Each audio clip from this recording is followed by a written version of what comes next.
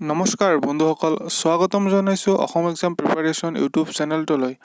আজিৰ এই ভিডিঅ'টোত আমি আমাৰ দেশ ভাৰত আৰু আমাৰ ভাৰতীয় সংবিধানৰ লগত জড়িত কিছুমান প্ৰশ্নৰ উত্তৰৰ বিষয়ে আলোচনা কৰিম। ইয়াৰ আগতে আমি অসমৰ বুৰঞ্জী, ইতিহাস, সাহিত্য এইবিলাকৰ লগত জড়িত কিছুমান প্ৰশ্নৰ উত্তৰ আলোচনা কৰিছিলোঁ। যদি আপোনালোকে আগৰ ভিডিঅ'বোৰ চোৱা নাই তেন্তে ডিছক্ৰিপশ্যনত ইয়াৰ লিংক দি আছে, তাৰ পৰা চাই ল'ব। বন্ধুসকল, আজিৰ ভিডিঅ'টো আৰম্ভ কৰাৰ আগতে এটা অনুৰোধ, যদি আপোনালোকে আমাৰ এই চেনেলটোত নতুনকৈ আহিছে তেন্তে চেনেলটো ছাবস্ক্ৰাইব কৰিব আৰু ভিডিঅ'টো এটা লাইক কৰিব। আজিৰ প্ৰথম কুৱেশ্যনটো হ'ল, ভাৰতৰ উচ্চতম ন্যায়ালয় ক'ত অৱস্থিত? ইয়াৰ উত্তৰ হ'ব নতুন দিল্লীত। 2 নম্বৰ কুৱেশ্যনটো হ'ল, ভাৰতৰ সংবিধানখন কেতিয়াৰ পৰা বলৱৎ কৰা হয়? ইয়াৰ উত্তৰ হ'ব 26 জানুৱাৰী 1950 চনত ভাৰতীয় সংবিধানখন বলৱৎ কৰা হয়। তাৰ পিছৰ কুৱেশ্যনটো হ'ল, ভাৰতৰ ৰাষ্ট্ৰপতিৰ কাৰ্যকাল কিমান? আমাৰ ভাৰতৰ ৰাষ্ট্ৰপতিৰ কাৰ্যকাল হ'ল 5 বছৰ। 4 নম্বৰ কুৱেশ্যনটো হ'ল, ৰাষ্ট্ৰপতিয়ে ৰাজ্যসভালৈ কিমানজন সদস্য মনোনীত কৰিব পাৰে? ইয়াৰ উত্তৰ হ'ব 12 জন সদস্য। পিছৰ কুৱেশ্যনটো হ'ল, ভাৰতৰ জাতীয় পতাকাত থকা অশোক চক্ৰত কিমানডাল দণ্ড আছে? ইয়াৰ এনচাৰ হ'ব 24ডাল দণ্ড আছে। 6 নম্বৰ কুৱেশ্যনটো হ'ল, স্বাধীন ভাৰতৰ প্ৰথম গভৰ্ণৰ জেনেৰেল কোন আছিল? ইয়াৰ উত্তৰ হ'ব চি ৰাজাগোপালাচাৰী। 7 নম্বৰ কুৱেশ্যনটো হ'ল, ভাৰতৰ ৰাষ্ট্ৰীয় সংগীত কি? ইয়াৰ উত্তৰ হ'ব জন গণ মন। 8 নম্বৰ কুৱেশ্যনটো হ'ল, ভাৰতৰ ৰাষ্ট্ৰীয় চৰাই কি? ইয়াৰ উত্তৰ হ'ব ময়ূৰ। 9 নম্বৰ কুৱেশ্যনটো হ'ল, ভাৰতৰ উপ ৰাষ্ট্ৰপতিক কোনে নিৰ্বাচিত কৰে? ইয়াৰ উত্তৰ হ'ব সংসদৰ দুয়োখন সদনে ভাৰতৰ উপ ৰাষ্ট্ৰপতিক নিৰ্বাচিত কৰে। 10 নম্বৰ কুৱেশ্যনটো হ'ল, এজন ব্যক্তি কিমানবাৰ ৰাষ্ট্ৰপতি হিচাপে নিৰ্বাচিত হ'ব পাৰে?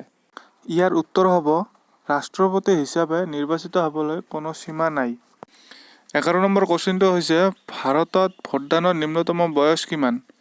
ইয়াৰ উত্তৰ হ'ব 18 বছৰ। 12 নম্বৰ কুৱেশ্যনটো হ'ল, এজন লোকে কিমান বছৰ বয়সত লোকসভাৰ সদস্য হ'ব পাৰে? ইয়াৰ উত্তৰ হ'ব 25 বছৰ বয়সত। 13 নম্বৰ কুৱেশ্যনটো হ'ল, কাৰ বাবে সাৰ্বভৌমত্ব এটা দৰকাৰী উপাদান? ইয়াৰ উত্তৰ হ'ব ৰাজ্যৰ বাবে সাৰ্বভৌমত্ব এটা দৰকাৰী উপাদান। 14 নম্বৰ কুৱেশ্যনটো হৈছে, দুবাৰকৈ ভাৰতৰ ৰাষ্ট্ৰপতি পদৰ বাবে নিৰ্বাচিত ব্যক্তিগৰাকী কোন? ইয়াৰ উত্তৰ হ'ব ডক্টৰ ৰাজেন্দ্ৰ প্ৰসাদ। 15 নম্বৰ কুৱেশ্যনটো হৈছে, কোনটো অনুচ্ছেদৰ অধীনত ৰাষ্ট্ৰপতিয়ে কোনো এখন ৰাজ্যত ৰাষ্ট্ৰপতিৰ শাসন প্ৰৱৰ্তন কৰিব পাৰে? ইয়াৰ উত্তৰ হ'ব 356 নং অনুচ্ছেদ মতে ৰাষ্ট্ৰপতিয়ে এই শাসন প্ৰৱৰ্তন কৰিব পাৰে। 16 নম্বৰ কুৱেশ্যনটো হ'ল, ভাৰতত থলুৱাভাৱে নিৰ্মিত প্ৰথমখন প্ৰাণৱন্ত চলচ্চিত্ৰ অৰ্থাৎ এনিমেটেড ফিল্ম, ইয়াৰ নাম কি? ইয়াৰ উত্তৰ হ'ব হনুমান। 17 নম্বৰ কুৱেশ্যনটো হৈছে, সংবিধানৰ কোনটো অনুচ্ছেদত সমতাৰ অধিকাৰ অন্তৰ্ভুক্ত কৰা হৈছে? ইয়াৰ উত্তৰ হ'ব 14 নম্বৰ অনুচ্ছেদত। 18 নম্বৰ কুৱেশ্যনটো হ'ল, বিধানমণ্ডলৰ মুখ্য কাম কি? ইয়াৰ উত্তৰ হ'ব বিধানমণ্ডলৰ মুখ্য কাম হৈছে আইন প্ৰণয়ন কৰা। 19 নম্বৰ কুৱেশ্যনটো হ'ল, বাজেট কি? বাজেট হ'ল বাৰ্ষিক বিত্তীয় ইস্তাহাৰ। 20 নম্বৰ কুৱেশ্যনটো হ'ল, এখন ৰাজ্যত ৰাষ্ট্ৰপতিৰ শাসন প্ৰথমাৱস্থাত কিমান দিনলৈ বলৱৎ কৰিব পাৰে? ইয়াৰ উত্তৰ হ'ব 6 মাহলৈ। 21 নম্বৰ কুৱেশ্যনটো হ'ল, ভাৰতৰ সংবিধানত কিমানটা অনুসূচী আছে? ইয়াৰ উত্তৰ হ'ব 10টা। 22 নম্বৰ কুৱেশ্যনটো হ'ল, ৰাজ্যসভাৰ প্ৰথম অধ্যক্ষ কোন আছিল? ইয়াৰ উত্তৰ হ'ল এছ ৰাধাকৃষ্ণন ভাৰতৰ প্ৰথম অধ্যক্ষ আছিল। 23 নম্বৰ কুৱেশ্যনটো হ'ল, আমাৰ ৰাষ্ট্ৰীয় প্ৰতীকটোত কেইটা জন্তু খোদিত কৰা আছে? ইয়াৰ উত্তৰ হ'ব 6টা জন্তু। 24 নম্বৰ কুৱেশ্যনটো হ'ল, ভাৰতৰ সৰ্বোচ্চ অসামৰিক বঁটাটো কি? ইয়াৰ এনচাৰ হ'ব ভাৰত ৰত্ন হৈছে ভাৰতৰ সৰ্বোচ্চ অসামৰিক বঁটা।